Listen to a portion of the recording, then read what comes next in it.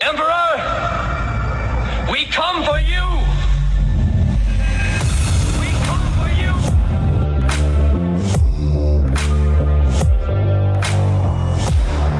Did IQs just drop sharply while I was away? Long live the fighters!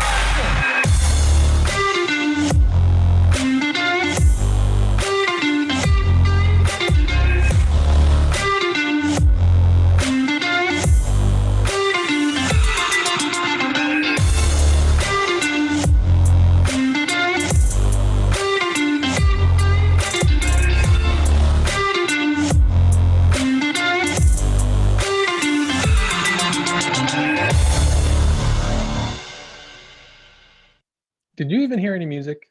I did. Okay. I did. But it looked like I saw you stop and start the recording over again. If I saw that right. I didn't restart it. No, I didn't restart it. But when I hit the record button and the music started on my end, and all I could think was, did I share the sound? Don't worry. Yeah. Well, it did take a minute on my end, but that could be just my end. Okay. Well, so it sounded great on my end. I don't know about y'all, but I mean, I had the music on my end, and I guess that's all that matters. Oh, well, that's good. That's good. So we are. Well, if we're recording off of your end, I guess that's all that really matters anyway. Yep. That's good. So we're all good. We're all good. Okay, so we're back. We are back here with season 5, episode 7, issue. I think it's like it's a comic book or something. Number 55. So we continue to add to them. So here at the Fusion Underground, for those who don't know, who might be joining, we've had some first-time listeners. As a matter of fact, we have had some first-time listeners. Yeah, I mean, our numbers on YouTube are going up, and our numbers across. I know I've seen that our numbers on the downloads on the audio version have gone up. And I've noticed that more people are finding the Facebook page because I keep getting notifications saying that people are finding it more so than I have. So that's awesome. So if you're new to the Fusion Underground, that's fantastic. Yeah, here at the Fusion Underground, what we try to do is we try to make sense of the world by having principled discussions about such topics as entertainment, current events, politics, and culture. Our mission is to educate people to become critical thinkers so they can live more empowered and happier lives. As always, I'm your host, Manuel Ramirez, and I'm joined in the virtual studio, as always, by the one, the only, my brother, Jason Moret. How are you doing, sir? I'm good, brother. Very good. Okay. We are operating with a handicap this evening. You know how they have those levels of difficulty in gymnastics or in diving or things like that. We are operating at a little disadvantage because, well, our internet is screwed up. That's how we roll here. Yeah, something's jacked up, and I'm gonna say it's Flagstaff's internet provider. That's my fault. It's got to be. So sorry, everybody out there, but Flagstaff internet sucks. Well, you know, it is the Soviet Socialist Republic of Flagstaff, so it wouldn't make sense that you have shitty internet speeds up there. So we've got about a 5-second delay from when I stop talking to the time Jason hears me. Or vice versa, actually. Right, vice versa on his side. So that makes it for a little interesting. So if at any point during the show I stop and there's a pause before Jason starts speaking, you'll know why. That's why, because our normal sync is out of sunk. Yeah, it is a bit out of sunk there. So I'm going to turn that back off. So we're doing something a little bit different tonight. We always have different topics, but what we're going to do tonight is we're going to talk about the stupid crap in the media. And there's a lot of it. All right. That sounds awesome. So there's a lot of There is a lot of it. There's a lot of it. So we're going to talk about this in terms of how do I want to say? I think in terms of how you consume media, because media permeates all areas of our life now. And you kind of have to approach media, well, in a, you know, in a humorous way, because if you don't, you would be sucked in, you become sucked in, and you just, you then start questioning your whole life and existence. I'm going to play something here. I'm going to share something with you. I thought this was hysterical. This is one of those good old palate cleansers that we used to do. So I'm going to share Yay. this little. Wait, I'm not going to do that one. I got to get it all set up here. See, bear with. We need a Snurdly. We don't have a Snurdly, and we really need a Snurdly. Somebody who can cue all this We stuff need up for producers us. so bad. Yeah. Because we try to do this all on our own, and you know what? Oh. Well, we suck at it. Is really Call for help. Call for help. Anybody out there? Yeah. yeah. So this is Anybody come help us. right. This is Irish yoga. This is Irish yoga. I have no idea how this is going to come across on your end. What's going to be really funny is you're probably going to hear me laugh, and then like 2 seconds later, 3 seconds later, you're probably going to hear Jason laugh over the exact same thing because of the delay. But anyway, this is still pretty funny. So this is Namaste Irish yoga. I hope I'm sorry. Am I sharing sound? I better hold on. Yes. Well, Okay. I don't know. It hasn't come across yet. So let's see. All right. I had to check. I to see if we were showing sound. All right, here we go. Hello, namaste, fuckers. I'm Claire. I will admit thank the hell out of me for April Fools, so I'm gonna have to drink just to relax a little bit today. Oh, sweet juice of Jesus. These are great because no one knows what the hell you're putting in it. Healthy people like to make a green drink with kale or spirulina, but I like to use green Skittles. Okay, on the inhale, take your arms up. On the exhale, I just want you to let go of anything you've been holding on to and just go, oh, and just say whatever it is you need to let go. Inhale, oh, I've forgotten this sequence already. Okay. Move into Chaturanga, did you in the asana? Right, I don't know why I'm even planking. I've not even got abs. Okay, let's move into Warrior One.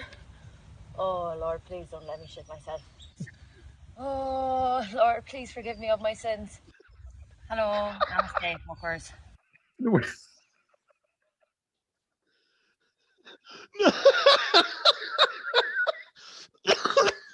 Namaste, fuckers. Oh my God. I love it. You're trying to kill me. Namaste, fuckers. Isn't that awesome? Oh, that was perfect. I got a good awesome. kick out of that one. I got a kick out of that one. Oh, that was good. You caught me right when I Yeah. was trying to take a drink.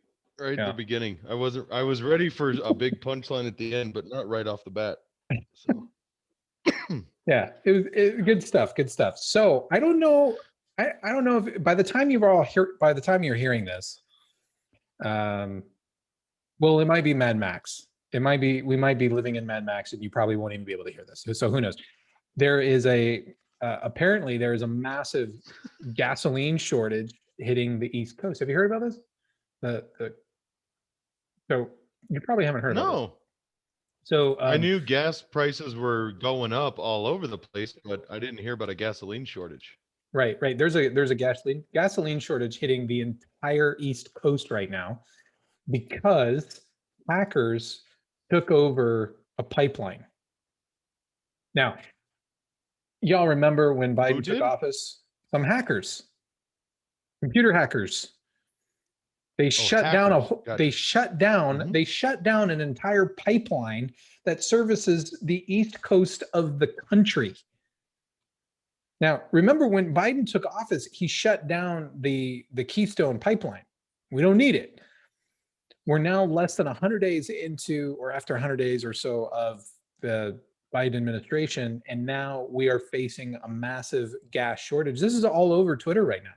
This is all over Twitter where people have been posting videos and pictures of their local gas stations on the East Coast from what I've been able to see as far south as North Carolina, all the way up through Maine. where gas stations are shutting down, prices are starting to spike, and people are tweeting out, if you're gonna get, if you're driving, if you're living on the East Coast and you drive a car, go get gasoline tomorrow, because nobody knows if they're going to be able to have gasoline shipped because the pipeline is down. And that's quite a remarkable that's quite a remarkable thing if you think about it. What's more remarkable is the question was brought up today to the Biden administration, and their response was, well, I thought it was pretty disgraceful. I'm gonna share the response. This was from a I'm just going to do the sound here, but this was from the White House during during one of the press conferences today. And so listen here to this exchange. This was quite extraordinary. Has Colonial paid any ransom, and has there been any advice on that? And then, so Colonial, just for the listeners at home, if you're not aware, Colonial is the company that runs and operates this pipeline. And secondly, is there any timeline for when Americans should be certain that this is going to be taken care of? People are getting ready. Memorial Day is not that far away, and everyone's concerned about their gas prices. What's the timeline on when this thing is going to be under control? Absolutely. I'll speak to the first, and then I'll turn it to my colleague Liz for the second. So first, we recognize that victims of cyber attacks often face a very difficult situation, and they have to just balance often the cost benefit when they have no choice with regard to paying a ransom. Colonial is a private company and will defer information regarding their decision on paying a ransom to them. Would the administration offer any advice on whether or not to pay a ransom? So typically that is a private sector decision, and the administration has not offered further advice at this time. Given the rise in ransomware, that is one area we're definitely looking at now to say what should be the government's approach to ransomware actors and to ransoms overall. This is egregious. This is absolutely egregious. So, What? yeah. So the hackers took over the pipeline and they basically shut it down and say, and what they're saying is the reporter's asking, has there been a ransom here? Because it's a very common for hackers to take something over and then just say, give us $50 million or you don't get to have your pipeline or whatever your company back. And here's the White House basically saying, we don't know if there's a ransom, but even if there is, well, that's a private affair. We're not going to be involved. And where I find this egregious is I find it egregious because the reporter didn't. Go ahead. Go ahead. No, the reporter didn't ask if there was a ransom.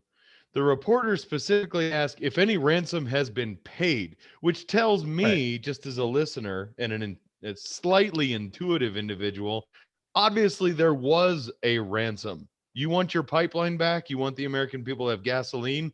You pay us X amount of dollars. They wanted to, and the question was, has any ransom been paid?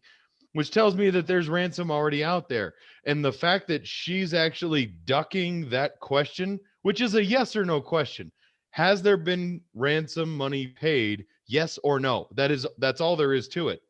The fact that she won't give a yes or no answer means I don't want to answer that question. And the fact that she's diverting it to that's a private sector issue on whether or not a private company wants to pay money is absolutely outlandish. Since when is that a position of the United States government, to pay ransom, period?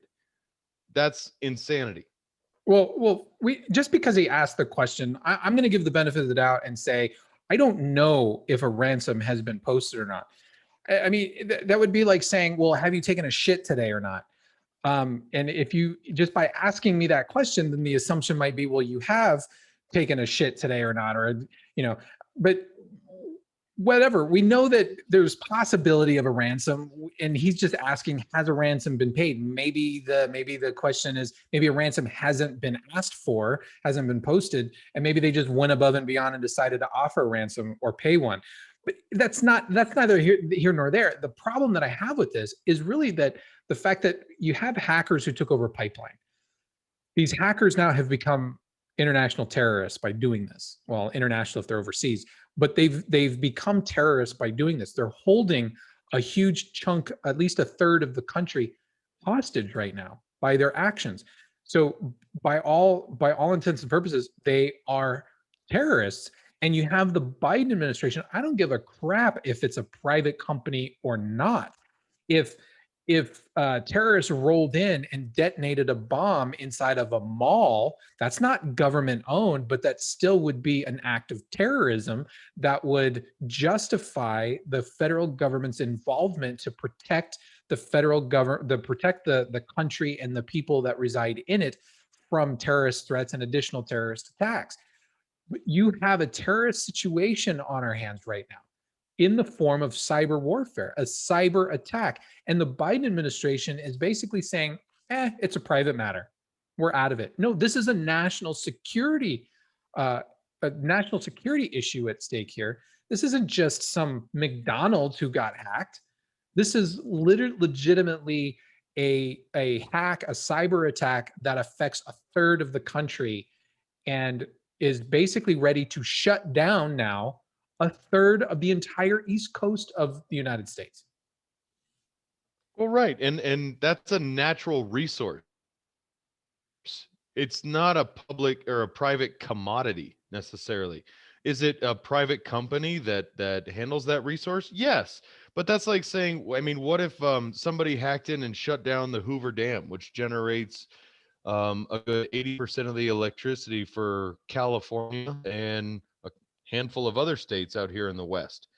Would that just be a private matter? Hell no. At least not under any other administration. But to me, that sounds like a big hands off, washing the hands. Nothing to see here. I don't want to have anything to do with that, because if I have to make a decision that is anything more grandiose than whether or not to wear a mask or not wear a mask and take it off or forget where I put it today, my head might explode. Yeah. Well, we're gonna see what happens. I wouldn't be surprised if this drags on a few more days. I wouldn't be surprised if we start diverting oil from the West Coast to the East Coast, which could cause gas prices all across the country to spike. So hang in there. Things are things are getting worse. Things are actually getting worse. Over the weekend, I was reading an article about from different financial organizations, Bank of America, Charles Schwab, and a few others. And latest economic reports are showing that we are entering into a time of hyperinflation. Americans have no concept of what this means for their pocketbook, of what this means for their purchasing power. None whatsoever. They have zero idea. And the graphs that were based on these reports were showing hyperinflation to as much as 800%. Think about that. 800%. Now, of course, it's not all prices increasing by 800%, but when you have inflation that is approaching 800%, that means so many things that you buy in the economy are increasing by leaps and bounds. In the same report, they were talking about grocery stores and how food prices are staggeringly going up and going to the moon basically now. If you've shopped at the grocery store over the last few months and you've compared prices to some of the things that you normally buy, you've probably noticed a massive jump in prices. So we're not even, what concerns me about this is we're not even 6 months in to the Biden administration. We're entering into a period of hyperinflation. A few weeks ago, Biden called for $6 trillion in spending. And then we had the jobs report come out last week, which was supposed to be, economists were predicting 1 million plus jobs. And it turned out that it was only about 300,000 jobs created. And so that sent the markets reeling for a few hours. And the Biden administration is scrambling because nobody knows what the hell is going on, nor do they know what to do. And now, because of that terrible jobs report, because of the hyperinflation activity that the financial sector is reporting over the weekend, the Biden administration is scrambling. And so now rumor on the street is Biden is going to come out asking for even more money to spend, uh, trillions on top of the 6 trillion that he's already called for. I mean, we're getting ready here to floor the gas pedal on inflation. And we're going from hyper speed to ludicrous speed. And the only thing that exists after that is plaid. And we are flying in terms of hyperinflation. And we're 6 months in. We're not even 6 months in. I hate to see what this country is going to look like in 3 years. Well, the problem is most people really grasp what that means for them on a day-to-day basis. You know, you talk to people about the national debt, and that's so far removed from their normal day-to-day thinking that they can't really grasp what that even means. When you talk about the inflation of the dollar, and what that does to the value of the dollar and devaluing the dollar, people really don't really grasp the concept of what that even means to them on a day-to-day basis. If I say that a gallon of milk is likely going to cost you about $12 at the grocery store, possibly by this same time next year, I mean, that actually they understand, but it sounds so ludicrous they can't wrap their head around it. So the answer, instead of actually hyperinflation, like what we're doing and more spending, the go back to answer that the left always has was just inject more money into the economy. And you can't do that and fix an inflation problem. You add to it. And so instead of actually looking at addressing the issue, we're just going to throw more money onto the debt. And who knows, maybe we'll get another stimulus check that just shows up in the mail. Don't get me wrong, that's always nice, but guess what? $1,000 stimulus check cost me $20,000 in 10 years. And that goes up exponentially every 6 months that you inflate artificially the economy. I mean, this is what economists are talking about right now is, good God, for the love of God, buy gold and silver, because the dollar is going to crap. And you talk about those guys backpedaling about a jobs report. Well, they just spiked the football on creating all these millions of jobs. But you ask them how they did it, they've got no answer for it, because they didn't do anything to do that. That was already happening before they friggin' took office. So yeah, how are you going to fix it? Well, the only thing we know to do is to sign another $5 trillion in frickin' debt to ourselves, and we'll just send out checks to people. That should fix the problem, right? It made everybody happy for 6 months. Why would that not work in perpetuity? You dumbasses. And this is the problem with the media. And this is why I wanted to kind of do a show where an episode where we just talk about the stupidity of media and how things are framed. Because you know as well as I do that if Trump had won re-election right now and all of this were happening under Trump, the media would be just flames on the side of my face. They would be massively incensed, calling for his head on a spike. There would probably be new articles of impeachment drawn up in the House, and the Democrats would parade like they did the first time from the House into the Senate, reverently carrying the articles of impeachment, cloaked in their righteous indignation of dear leader Trump. You know that would be happening. And right now, nobody's talking about the hyperinflation. Nobody's talking about this gas shortage and laying it at the feet of Biden. Hell, the media is not even talking about the Keystone pipeline and the permits that Biden pulled from drilling and all of that, as saying, well, why don't you reinstate that? Yeah, it's not going to help us short term, but it would certainly help to shore up our oil reserves for long term. But nobody's talking about that in the media. No. You have to look, excuse me, at the media like a used car salesman trying to sell you a busted Yugo. Because it's not about what you, the consumer, the customer wants. No. It's about what they need to offload. what they need you to walk out buying and feeling really good about yourself. And so they want you to come in and buy the gremlin and go show it off to your friend and tell them where you got it and that it's awesome and convince them of that. So Yeah. they want you to actually look at what's happening right now and blame everything wrong. Like, oh, I don't know, the biggest immigration crisis this country has ever seen, and say it's just a situation. And if it's out of control, that's probably Trump's fault.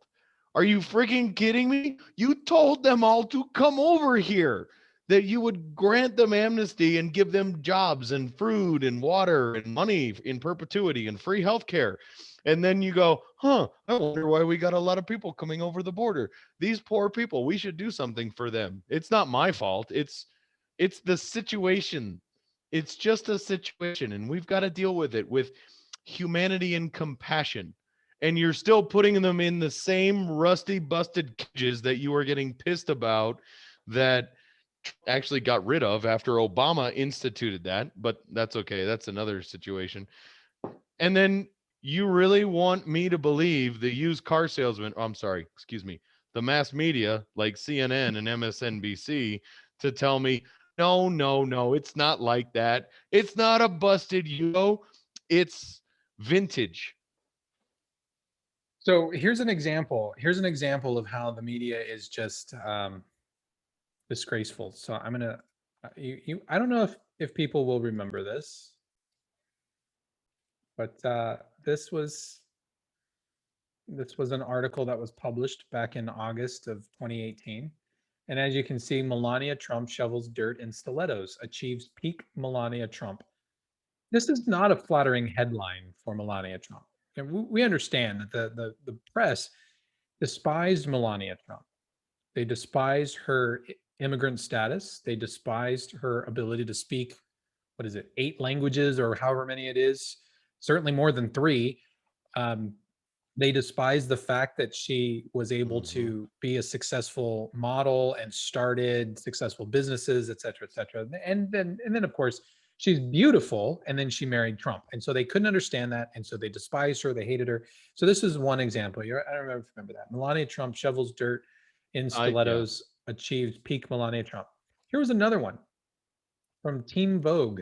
Teen Vogue wrote, Melania Trump wore high heels to garden at the White House. Perfect shoes for a day of landscaping, Zoe Weiner. Right.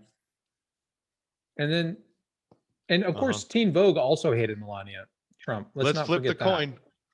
Of course, and then this one was from Elle. Of course, Melania brought a golden shovel and Louboutins to plant a tree. Again, not a very favorable article. But of course, we now have a new first lady who also wore high heels to shovel dirt. Watch, First Lady Jill Biden plants a new tree outside the White House in celebration of Arbor Day. Who doesn't plant trees in high heels?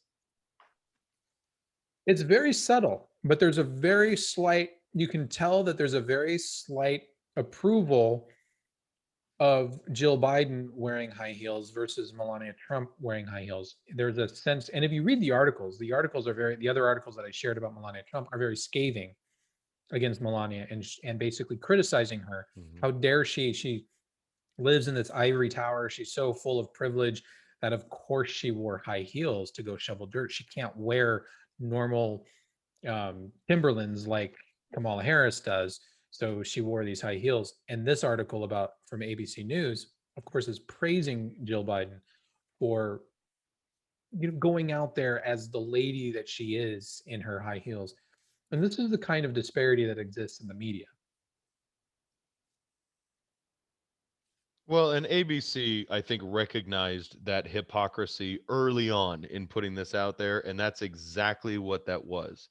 That was to address that prior to it becoming an attack. Like, what the hell? You guys were out there bitching and moaning about Melania. Where's the disparaging? Where's the difference? So, yeah, that's exactly what that was. And they're not dumb. They know they do it. I mean, it's not by accident. It's by design. And I mean, you almost have to laugh at the idiocracy of it anymore, that anybody takes any of these organizations seriously. So, and I just had to play that just to show. I look at NBC. Sorry. I look at NBC and I look at CNN, just like I looked at the guy selling OxyClean. What was his name? Billy Mays. I mean, they're salesmen on TV. That's what they are. Yeah. That's exactly what they are.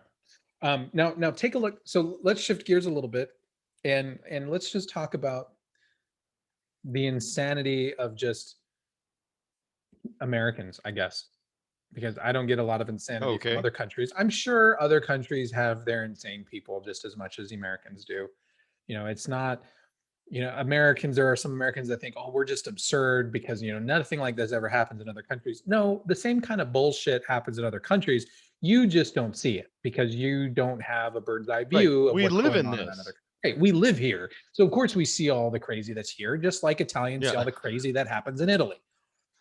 So this is where we are. I don't see all the crazy that happens in your backyard, right? But I know what happens in mine. Right. So take a look at this.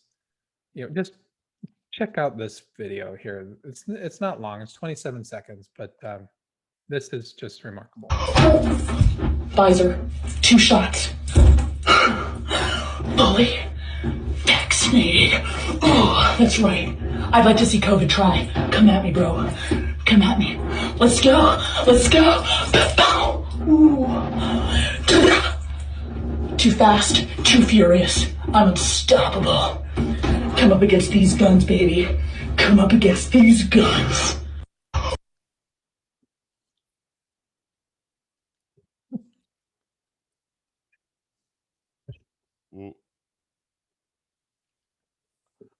I'm sorry. That's not the delay. I'm genuinely brain delayed. I don't know how to react to that. Why do these people always do this kind of shit in their bathrooms? Why is she in her bathroom doing this? Why? It's probably the cleanest room in her house, and it's got a clean backdrop. I don't know.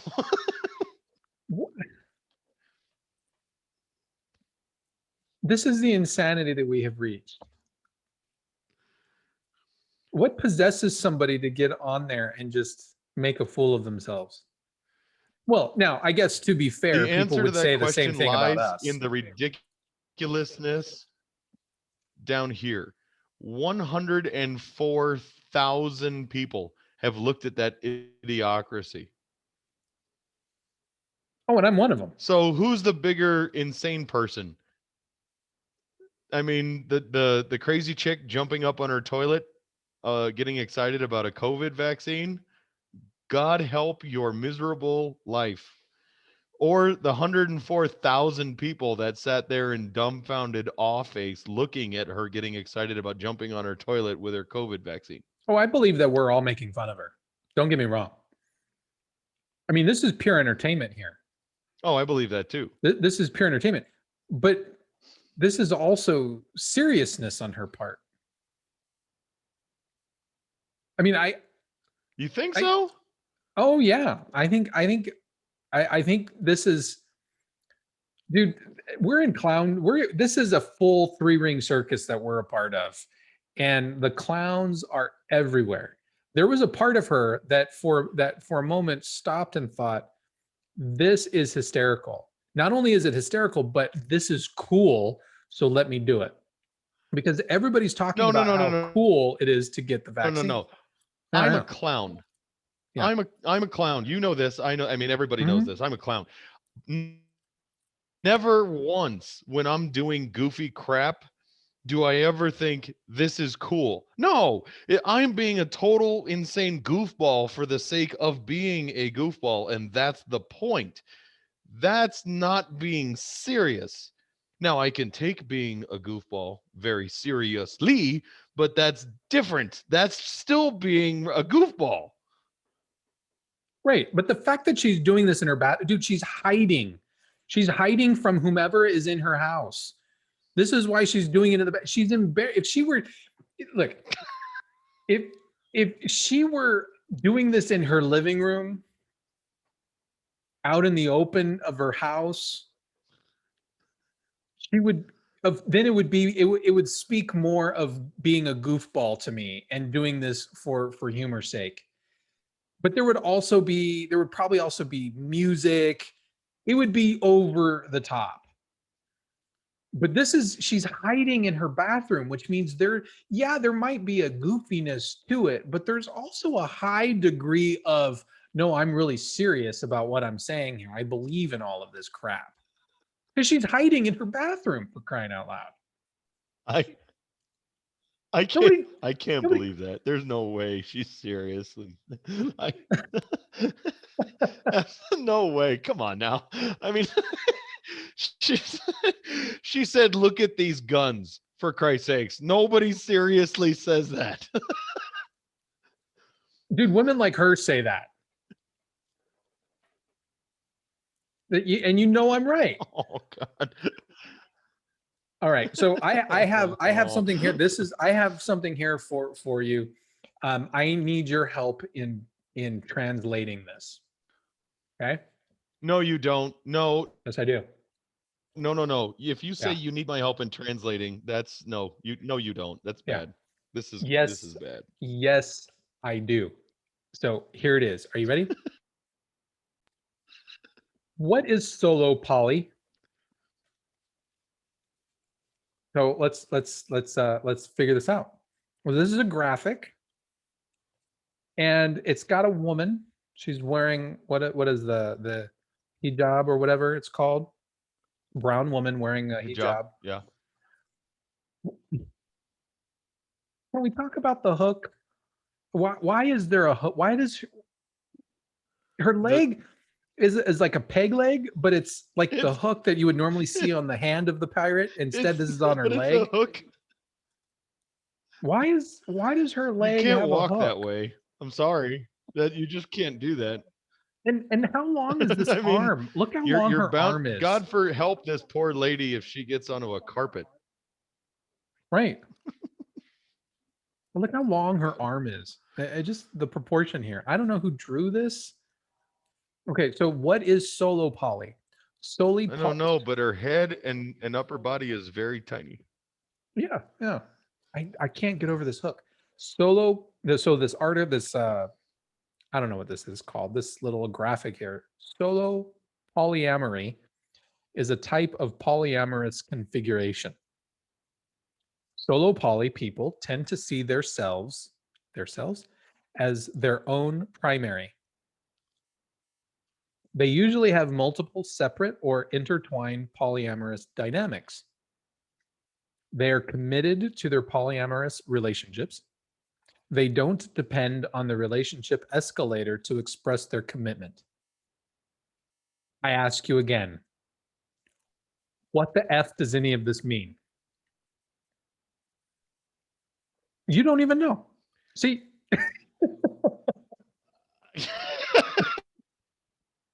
you don't even know. What is a relationship escalator? So confused. How do you depend? Do you depend on Here's your the relationship best part escalator? About this whole thing. I don't think so, but I mean, you've got a flyer that its whole intention, theoretically, by the title, is to explain what solo poly is. And by all of the definitions listed here, it just says solo poly is a type of polyamorous configure. There's no definition or explanation in the whole fucking thing. So I'm more confused now, having read it, than I was before. But I can make a couple of inferences here. So polyamory, I know what polyamory is, and that is loving multiple people. So I thought they just call that. So I thought that was, well, no, that's fine. Okay. So I did look at the definition of polyamory, and I'm just going to bring it up here, because it's. I'm looking around for the cameras. I feel I have to be getting punked right now. So polyamory is the practice of engaging in multiple romantic and typically sexual relationships with the consent of all the people involved. I thought that was just called dating. I thought that's what that was. I thought it was just Or called being dating. loose. Sure, whatever, right? But we have to have all kinds of critical sounding words. So polyamory. Okay, fine. I So love the idea that we are so afraid of being lumped into a label or title. We actually create new and inventive labels and titles to actually replace, replace right? what is already they're just yeah. But it means the exact same thing as before. Yeah. Right. So, okay. So polyamory, you're having multiple sexual romantic relations with multiple people simultaneously. Okay. 3 or 4 people, you're banging everybody. You're an orgy fiend. Right. You're banging whomever. Tuesday, I'm going to go bang at Jill's house, whatever. I don't know. Right. So you're banging all these different people. Where does the solo part come in? I don't understand solo with respect to polyamory. Solo means un. I believe that is an attempt to self-identify, which is where our culture seems to be going. So somebody who self-identifies as polyamorous, not aligning to any stereotypical relationship confines. So that would tend to go down to the last definition, which is that they don't depend on the traditional or contemporary relationship escalators to express their commitment. So there's no commitment to boyfriend or girlfriend or husband or wife, or there's no going steady. There's none of that kind of commitment. You're full of shit. You're just Yes, but this is what you hand me. You hand me a shit sandwich, and I'm sorry, I actually take at it, look at it, and put a little toothpick in it with an olive on top, and I go, "There you go," and hand it back. That's my job. What the hell? They usually have multiple separate or intertwined. If they're intertwined, aren't they still separate? I mean, you have separate threads that are intertwined, right? I mean, they're still. I don't know. They have multiple separate or intertwined polyamorous dynamics. What the hell does that even mean? They are committed to their polyamorous relationships. If they're committed, then where does the solo come into play? Because solo implies you're Self-identified, committed. Are you sure? Solo means self-identified. No, I'm not sure. What are you talking about? What are you nuts? Listen, did you just read the same thing that I'm reading? Am I sure? Are you freaking? This whole thing tells me nobody is sure of anything other than they're committed to not be committed to anyone else.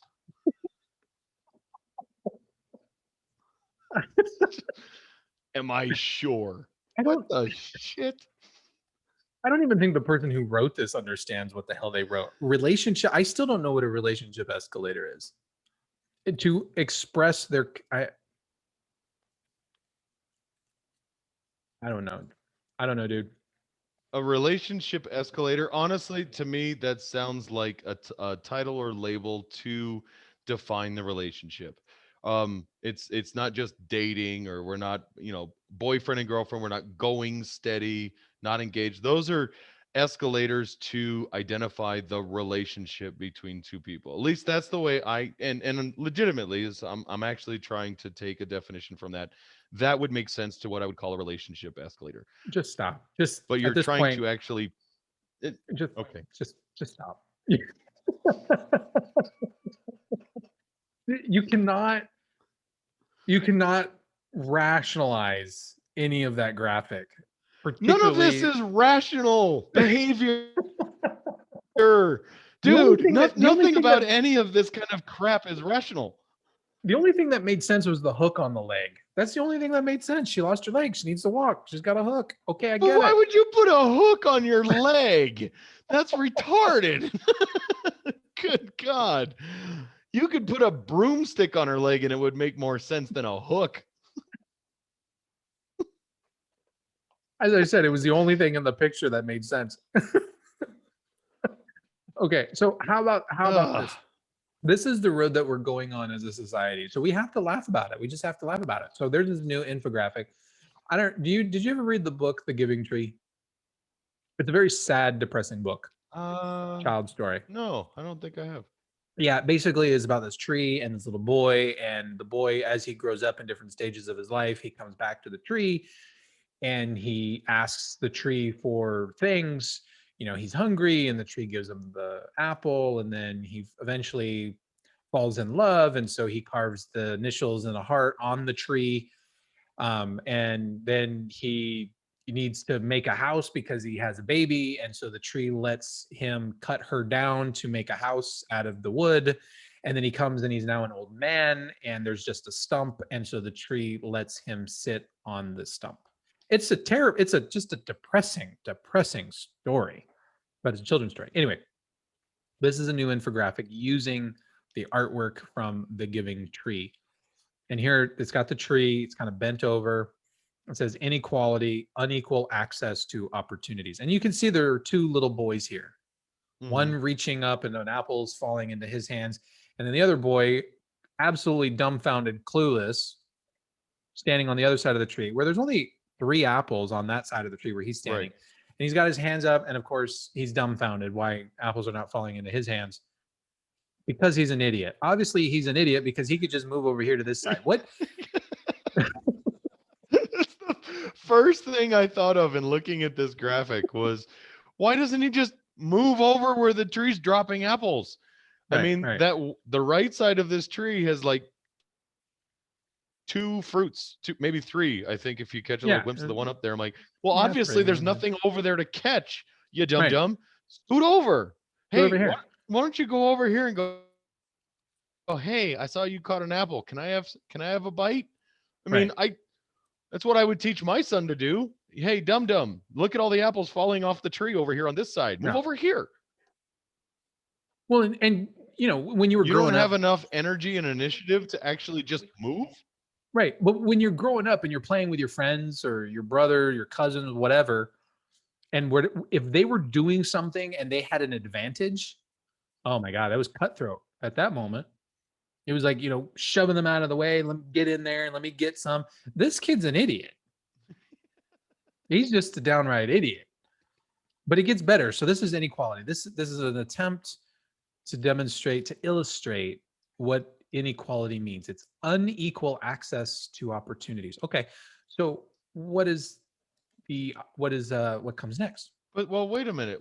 I mean, no, if you're going to say that there's unequal access, I'm not saying it. No. I'm saying if whoever's utilizing this graphic, then you need to put a fence here so that this other boy who's on this right side of the tree with no fruit does not have the ability to move their happy ass the 6 foot over to actually have equal access. Well, hold on, it gets better. No, he's just an idiot. And hold that thought. Hold that thought that this kid is an idiot. So we've already established he's a moron. Okay. Let's see the next graphic. Now it's equality. Now the 2 boys are standing on the top of ladders. The ladders are the same height.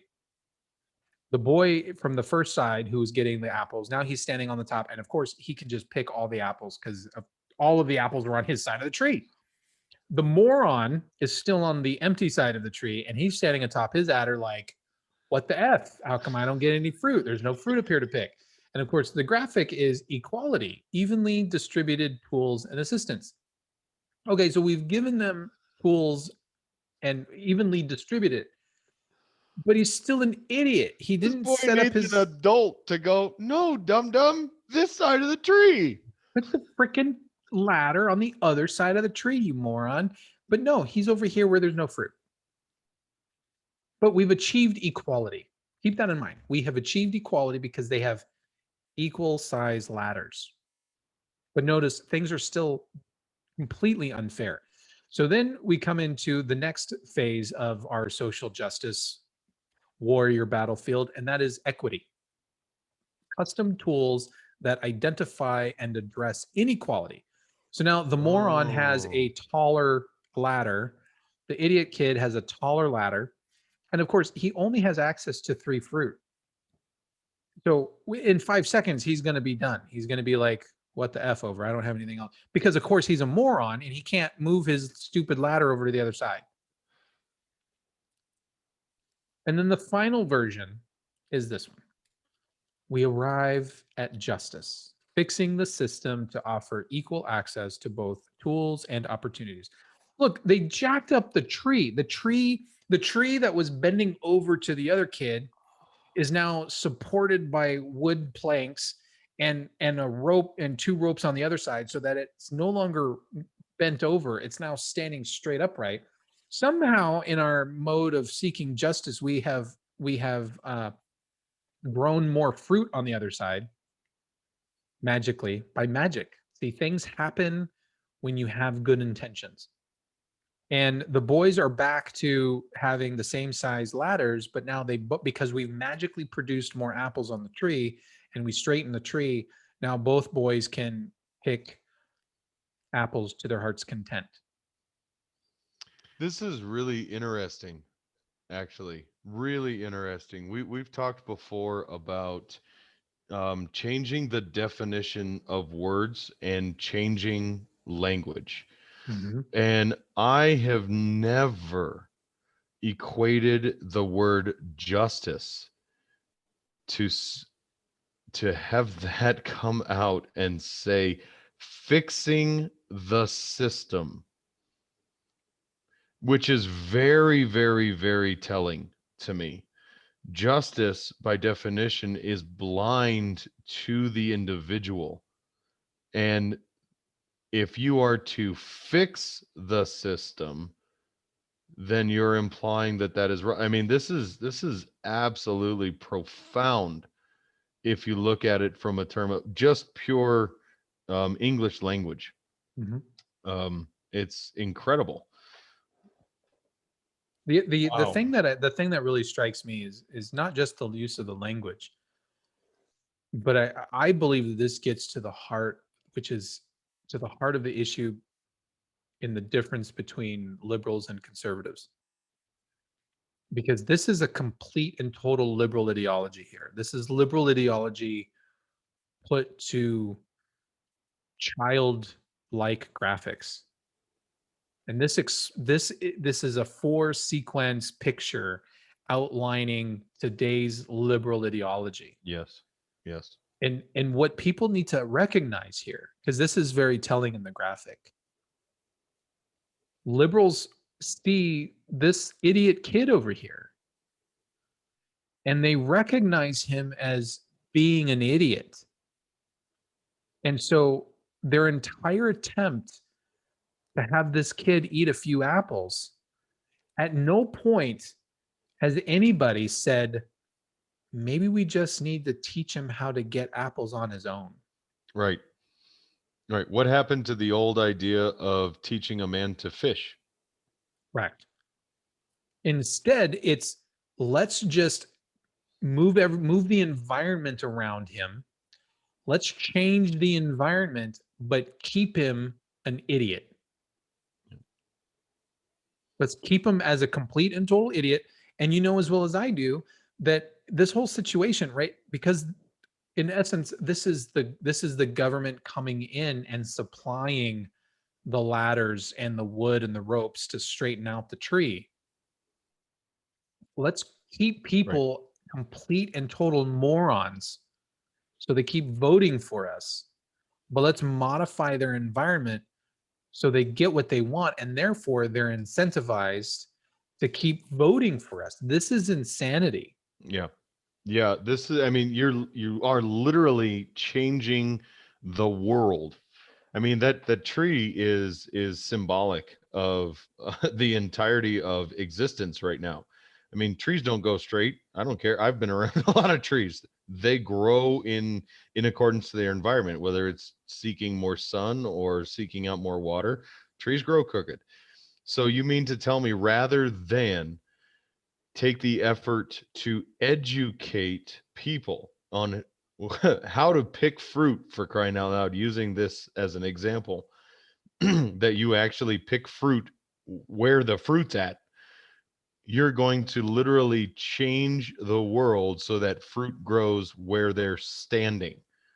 Talk about creating an entire culture of dependent individuals with no ability to think or better themselves for themselves without somebody artificially doing it for them. Right. That's oppressive. Yes. It's designed to oppress. It is designed to keep the morons in their place, because there's so many other options here that would have cost less resources than buying all of these ladders and planks and reshaping the tree. You could have taught the kid to just walk to the other side of the tree. You could have taught the kid to climb the tree, for crying out loud. You could have gone even further and taught the kid how to plant more trees to grow his own damn fruit. Yeah. But Or you nowhere. could have taught the kid to actually work with the other to shake the tree and then Sure. collect all the apples off the ground and share them together. They would have gotten more of them. I mean, the visual that's created here actually speaks a lot to what is fundamentally problem with our system and our society, excuse me, in creating dependent children. And I'm not saying children in the sake of age. I mean children in the sake of maturity. We are a society of dependent kids on a proverbial father and mother or parents, if you will, to provide for our every need from bottle to grave. And believe me, if you create a society that has that dependency need, there will be a parental unit to come step right in, take the oath of office, and be the one to provide for you. Well, and that's where we're stuck, right? I mean, we are in essence battling these people all the time. We're battling this kind of ideology, and this type of craziness, rather than having faith that people can and will make decisions that are best for them. I don't All right. know what exactly you're looking for, but we're all looking at you looking for it. So Yeah, I was looking for something else. I'm going to show you this one though. This is this just kind of goes, it just kind of dovetails into that same ideology, this leftist type of ideology. This is it's corrupting the minds of people. Now, granted, this next video I'm going to show you, she's young. This girl's young. She's probably still in high school. But yeah, absolutely moronic, I guess. Here, let me just go ahead and play this one for you, and then we'll talk about it. all right. Wait, I need to make sure I'm sharing my my sound. Don't know if I turn on the sound. Yes, I still have the sound on. All right. See, we need a Snurdly, man. We need a Snurdly. All right. So let's give this one a whirl. Stop normalizing white people going tanning to the point where you can tell a difference. Like, go ahead, go out in the sun, but purposely going and tanning to make your skin darker is literally blackface. Point blank, period. It's literally blackface. And Literally blackface. Bless her heart. What the hell is happening to our kids, man? She's got hearts on her She's cheekbones. got black hearts under her eyes and black lipstick on. This is But literally I'm supposed clown to take her face. seriously. Clown. We ought to tell her point, stop, period. That's clown face. Yeah. That's insulting. Wearing hearts on your cheeks with black lipstick is literally clown face. Full stop, period. Full stop, period. Terrible. I don't even know what to do with this kind of thing. I mean, it's people that think like this So yeah, I envision a world where people are just no longer morons like this, and that they We're can think for creating more themselves. morons. And look at what you just showed with the giving tree. We're creating younger voting morons on purpose. But the problem here is this girl. I have to believe that she is capable of so much more than this. Oh, I have absolutely. I have to Absolutely believe that. she is. Yeah. But But- we don't want them to actually increase in their knowledge base, increase in their maturity, and actually go out and make something of themselves. When you really look at what we as do. yes, do, you and I do. But if you look at what our system and especially our system of government right now wants out of our young people, they want this. They want people to be like this, because these people are moldable, they are shapeable, and they are going to be continually and forever dependent on somebody else to provide for their every friggin' need. Right. And this is an example of indoctrination. I mean, I have no idea where she came up with this idea, but I don't believe she came up with it on her own. No, I don't think she came up with it. She's actually gone out there and expressed that to her and got her to buy into it. Right. Again, if you look at it, everybody pushing the narrative idea, they are terrible, cheap suit car salesmen. Right. They will sell you a false bill of goods every time because they know you'll come back to them for more. Right. Right. And this poor girl has no idea how much she is hamstringing herself because of the ideology that she is bought into. Now, I do have hope. I do have hope that at some point in the far future, when she's probably 35 years of age, that she will wake up, because you know what? We were all 17, 16 years of age, and we were all dumb. We were all morons at that. We're all morons at that age. There's not a single human that I've met who claims to have been a genius at 16, 17, 18, 19 years old. We all admit we were I know a lot morons. of people who really do think they were geniuses at the time, but in hindsight, right? I mean, you and I were absolute morons at that age. So I didn't think so. I thought I was brilliant. Yeah, well, I didn't think so either. But in hindsight, we look back on it and go, "Holy crap! How did I even survive?" I had very loving and forgiving parents. That's how I survived. So, yeah, well, but some people are absolutely incapable of shedding the moron. Correct. They run for office. Moniker. Well, some of them run for office, and then some of them come up with really bizarre recipes, like this one. This woman is spreading Prego tomato sauce on her kitchen counter. Holy cow. That's just right on the countertop. Yep, all my Directly on the friends are counter. here. This is the easiest way Is it? to make spaghetti for a crowd. And it's fun. Oh, God. It's all just right in front of you. You don't have to worry about dishes or a mess or anything like that. It's on your... You don't have to worry about a mess. She's creating a mess. She's pouring. This is the second jar. No. To hell with all that. I don't care about the mess on her countertop. She can do whatever the hell she wants. What bothers me is what she just said is this is the best way to create spaghetti for a crowd. Big red flag to anybody going to a potluck or a spaghetti dinner cook-off for this lady, because she literally just made your damn spaghetti on her countertop.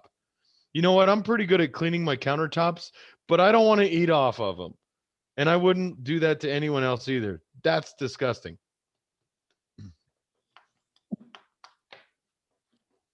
All right. So let's continue this, shall we? Countertop. Yeah, this is how it works. But it's all over your counter. And then the next step is you need a meatballs. Meatballs. Okay.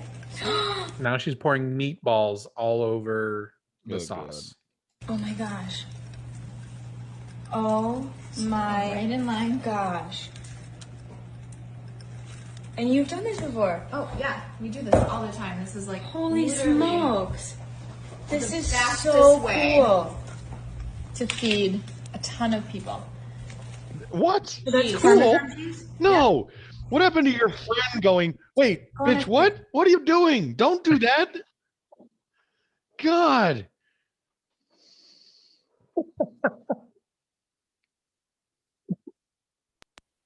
Fine. Yeah. You want everyone loves good cheesy Oh my spaghetti. gosh, So you want to of make sure course. that you're getting Putting a enough in there. whole jar of Parmesan cheese. She had the ragu sauce on the countertop, followed by all the meatballs, and now a big old jar of Parmesan cheese. Right. Okay. Yep. Wow. And then you take your noodles Oh my gosh. and you just dump it. Yep. Be a little hot, so be careful. Sure. I just want to call out her T-shirt says "Plant Lady" on it. So you just shake it out. Oh my gosh. And this is not, I don't think this is going to be enough noodles. Yeah. So you definitely want to make sure you have enough. Right. Because you don't want your guests to go hungry. I would never want my guests to go hungry. Okay, so pile them on up there. Wow. I don't want my guest to eat anything she prepares. Wow. Okay. Isn't that amazing? No. Ugh. What is wrong with people? I want to invite her over to dinner at my house. I'm going to do the same thing, except I don't have a really big countertop, so I'm going to use the bathroom floor. How about that? Right in front of the toilet. Freaking gross, man. There was another video and I couldn't find it. It was I really wanted to find it again. It was absolutely bizarre. Oh, I found it right here. Look at that. This is awesome. Goody. Oh yeah. You will love this one. So, woman shares hack to make ice cream punch. Oh God, no. No, no, no, no, no, no, no, no. Mainly bands can. We got to do the hold on. I have to do the stupid ad first. Oh, I saw a picture of that. All right. This is going to make me sick. So here she is. She's put ice in a toilet. Yeah, do it. Just pop that in. Now she's putting sherbet ice cream into the toilet bowl. One more. Another please. big thing, a gallon, Oh, 2 this is gonna gallons be so now. good. That looks great. It's gonna be amazing. Okay. You want all your sour candies in there. Perfect. Really These are like pushing gummy. around. Yeah. Straight. And Yep. then this. Oh, Yep. you already emptied this Yeah, part. I emptied Great. that part. Yeah, let's do it. So some of This toilet is hooked up. Means she uses this toilet. these in here. Uh-huh. Okay. Oh my goodness. Yeah. And some more sour candies. Oh, so these are all, they just want to be sour stuff. Yeah. So then you're gonna grab your punch. Uh-huh. Okay. And you're just gonna start loading up this tank back here. Obviously Sprite. Yeah. Sprite and She's now dumping all of the Sprite and the punch and everything into the tank. It's about to vomit. there. And the Fanta. Oh, wow. Yeah. It's so colorful. It's so nice. It's really nice. And then when you flush, watch what happens when you flush. Okay? Oh, well, everything from the tank is going to go through into the Yep. sherbet and the ice? Yep. Okay, so one more of these. I got orange. You just want to make sure you fill that nice and full. So here we go. We can place this. Okay. Okay. Now watch this, okay? So we have all of that in there. That looks pretty good. That does look Yeah, good. that looks really good. I'm gonna get the cups ready. Mix that all around. Oh my gosh, that looks so good. Wow. I'm gonna have one of these. Oh yeah. So you mix it up a little bit, and then when you And then you flush, and then we get to scoop it out. it's Okay. gonna be Well, amazing. I want to make sure it's nice and mixed. Okay. Okay. Really mix it in there. It's gonna be great. Okay. Ready? Yeah. I think Okay. people are gonna like this. Yeah, they're gonna love it. Okay. Okay. I'm gonna flush it. Should we? Oh, take- these poor people. Are you good? Yeah, let's do it. I All want right, to see it. let's do it. This, it could overflow, so we're not really sure. Oh, here we go. Wow. So it starts. Oh, look, it is. It's filling up. Wow. It's filling up. Yeah, there it is. Wow. Mhm. That's Here it incredible. comes. Okay, so now it's all mixed in. That's great. You can go ahead and just get that. And then they drank it. Oh my good God. Oh my good God, dude. I'm never going to another barbecue or to a potluck at anybody's house ever again. People what are is actually, they do this? I mean, what is becoming of our society? We need Jesus. That's all I can say. We need Jesus. People who believe in Jesus don't do this kind of shit. We need big bowls. Honestly, both of those food problems would be solved with 2 big bowls. I could help the poor lady making a spaghetti on the counter with a big bowl. I could help the poor lady making a punch in the toilet with a big bowl. What the hell? You just put it in a bowl. Why? These are the people that will try to pick apples off the wrong side of the tree. What the shit, man?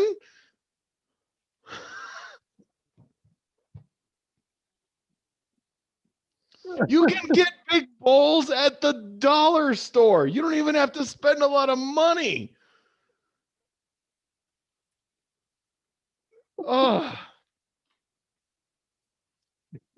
Hell, I'll get a bucket for crying out loud. I mean, you can Better go than to the toilet. Home Depot and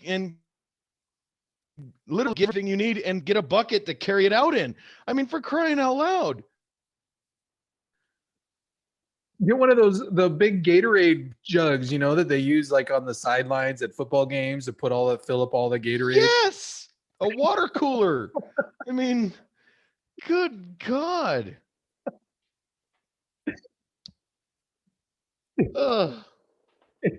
You for those who couldn't see, Jason was literally dry heaving.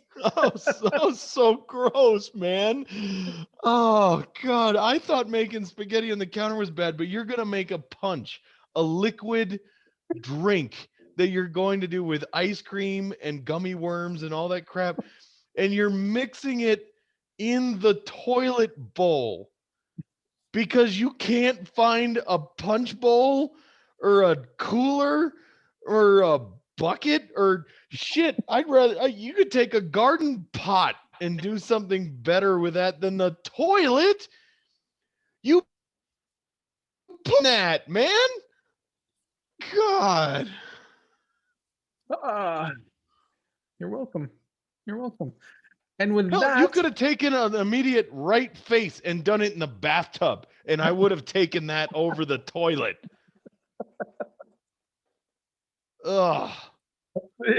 A bathtub still would have been nasty. I still don't think I would have. It would have been nasty. Yes, but it's not the toilet. Hell, even the sink at that matter. There's got to be the sink's got to be of a decent size. You could have done it in the sink. Right. Hell, mix it in the washing machine for all I care, but not the toilet. Good God. Ugh. All right. Well, and with that, I think we're gonna bring this episode to a close. Oh, thank you for that. That was high inspiring. Yeah. Good So, Lord. We really talked about absolutely nothing today. We just kind of vented over stupid crap that we see in the media. We did. So there you go. So there you go. And So honestly, I give as much credibility and credence to all of those TikTok videos as I do as what's coming on TV on CNN or MSNBC. So, one of the things that I just shocked to the brain that I just remembered that I've been wanting to mention for some time, just as a quick sidebar. We always talk on this show about making good choices, and we also really look at things from the perspective of men and how to become a better man in general, right? If you haven't watched the show, I would highly encourage you to watch the show Chicago Fire. Have you seen that show, Chicago Fire? Um, it's I it's a know of this drama. show, Okay, but I haven't watched it. it's a drama. It's set in Chicago, and it it follows the stories of a group of firefighters in um, company number 51 in downtown Chicago, and all of the different harrowing events that they get in. It's a drama. It's all written for show. But there's one particular character. There's two really good guys on there, but there's one individual, there's one man on the show. Um, he is every time I watch the show, and he's in some kind of very precarious situation where it's an ethical dilemma. The character is written so well that he always does what's right. And we'd see very little of that type of masculinity represented in media today. And I would encourage anybody, watch the show. It's a great show. It's a really good show. I think I'm on season 5 now, and I think there are like 7 or 8 seasons. Most of the men in the show are really great. The way that they're written, the way the characters are. I'm just talking about the characters. I have no idea about them in real life, but the characters themselves are good, decent, honorable men that any man would want to look up to. Yeah, I think it kind of comes with the territory with them being firefighters and everything, but they go above and beyond to be just good, honorable men. And I love that show so much because of the positive masculinity that it portrays, but particularly in the main in one of the main characters. His name is Matt in the show. So anyway, I encourage you to check it out because I think you'd probably really love it. I will probably like it. And making. I was actually talking with a coworker about, especially with ethical dilemmas, making the right choice and not knowing what the right thing to do is. And I actually said something to him. I said, usually if the decision you're faced with, if the path is easy, very rarely is that ever the right thing to do. Very Usually rarely, yeah. the right thing to do is always the hardest. Correct. But that's what's going to get you gratification and going to develop you as an individual, is by taking that harder path, because it's usually the right one. And that's what I love about the character Matt in the show, is he takes all of the hard paths because he knows it's the right path to take. And when you're watching the show, you as the viewer, you see the moral dilemma in the show. You see the decision that he has to make. And one side is a bad choice and the other side is a good choice, and you're rooting for him. And lo and behold, he does the right thing, and there's a reason for it, and it doesn't feel forced. And I think there just needs to be more characters like that, more masculine characters that are good, ethical, moral, upstanding men in the community. Because I think more men need examples of like that in media. So Yep, we do. Well, that's it for this show. That's going to be it for this one. Remember, everybody, we are on Facebook, YouTube. We are pretty much everywhere where you can get podcasts. So subscribe, listen, send us feedback. We're on Twitter. We're on Parler. Send us email, contact@fusionunderground.net. You can find all of our stuff and links to all of the stuff where we can be found off of our main website, fusionunderground.net. So for Jason Moret, I'm Manuel Ramirez, and you've been listening to the Fusion Underground. Have a good night. Peace, word light.